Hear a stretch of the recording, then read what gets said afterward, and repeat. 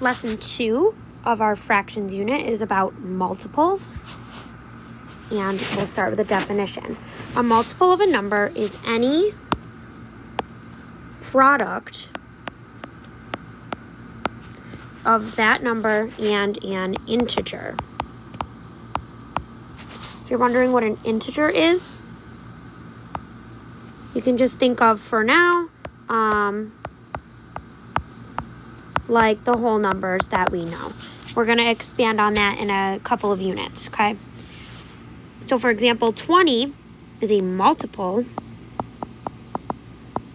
of 10 because 2, one of these integers, times 10 is equal to 20, okay? We wouldn't use the word factor there. We couldn't say that 20 is a factor of 10, right? So, multiples are bigger versus factors are usually smaller than whatever number you're talking about.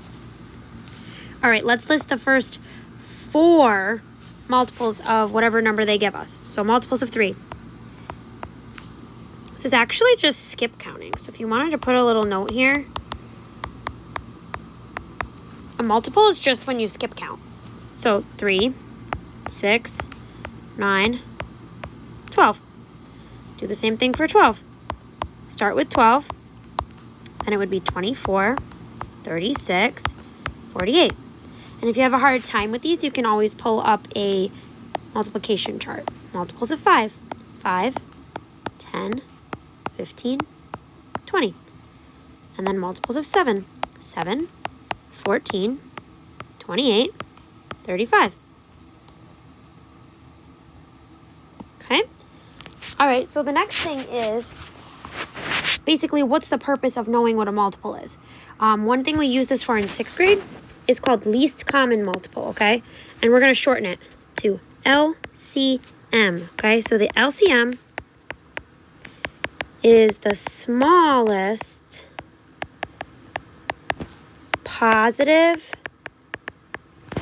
multiple of 2 or more numbers.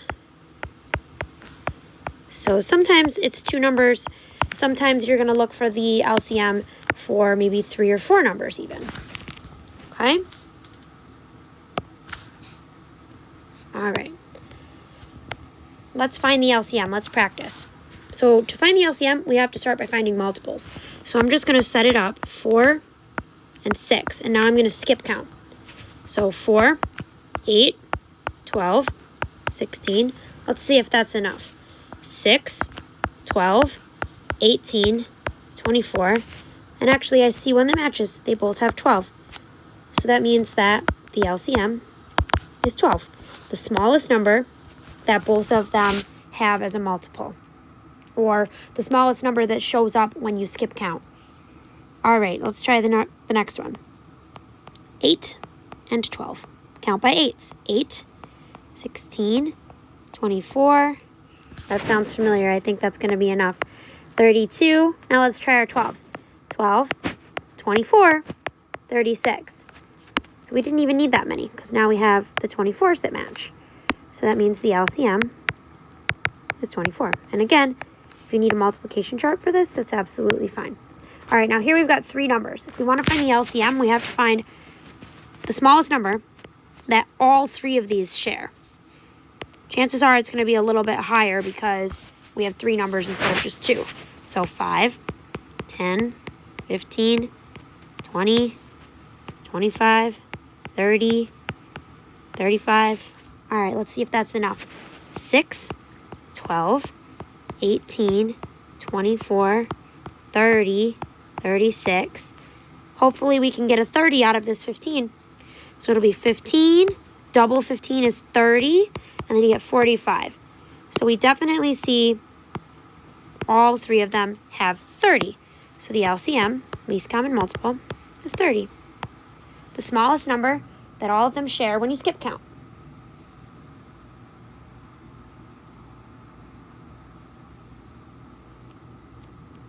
Okay, let's try a word problem. We're going to find the LCM. 2 lights are turned on at the same time.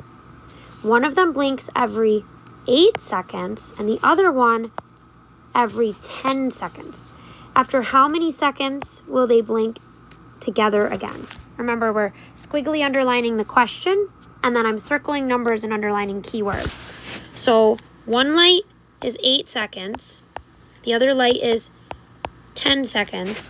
And we know we're finding the LCM. So that's what I'm going to put in the what I need to know box. A couple of ways to know that is when you kind of have this language like the same time and after how much time will they blink together again. It's kind of a hint that it's LCM. Sometimes they'll be a little bit more obvious about it too. So we'll go ahead, we'll do 8 and 10.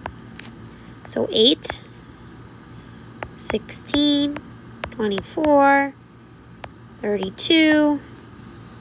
If you're thinking about tens, you know you need it to end in a 0. 40, 48. So I think that 40 is going to do it because we'll go 10, 20, 30, 40, 50. So that's the smallest number right there is the 40. Now when we answer this, yes, the LCM is 40. But the question's asking after how many seconds will they blink together again. So I'm just going to write 40 seconds. I'm not going to say LCM. All right. Now, another reason why this is actually super useful is with equivalent fractions, okay? And we're going to throw out kind of a big word here, and we'll see if you remember it later on, okay? So to find equivalent fractions, you want to multiply by any fraction that is equal to 1. What do I mean by that? So, for example, like 5 over 5 is equal to 1, or 9 over 9. So a number over itself. And the number 1, when you're in multiplication, has a really fancy name. It's called the multiplicative identity. So multiplicative comes from the word multiply, okay? And identity is like who you are or staying the same. So this word basically means the number that makes things stay the same, which when you're multiplying is 1. Because if you multiply by 1, nothing happens. So it's just a fancy word there. See if you remember it when we come to the next class, okay? All right, let's try it. To create equivalent fractions using multiples, all we have to do is multiply by some fraction that's equal to 1. If it's not equal to 1, then we're kind of changing the value and we're making a big mess of things. So we have to make sure it's equal to 1.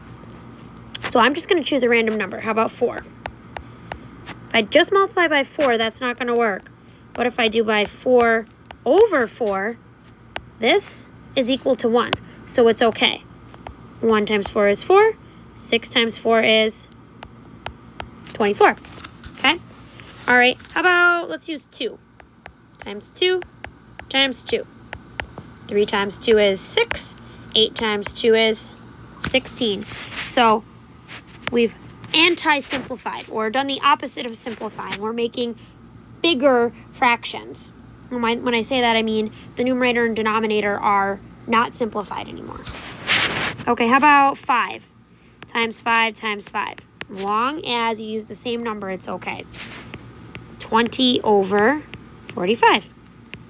Okay, now this last one is actually a mixed number, and we're going to need to change it. So if you remember, you take these two and you multiply them. So 5 times 2 is 10, and then you add that to the top. So 10 plus 2, which is going to be 12 over 5. Technically, that's an equivalent fraction, but let's change it up, okay? Let's try multiplying by 10. So we can do times 10 times 10. So remember, times 10 just adds a 0, okay? And now we have a reflection question here that I'm going to have you answer in the Ed Puzzle. Have you ever needed to change what a fraction looks like? Maybe so that you can do something with the fraction. All right?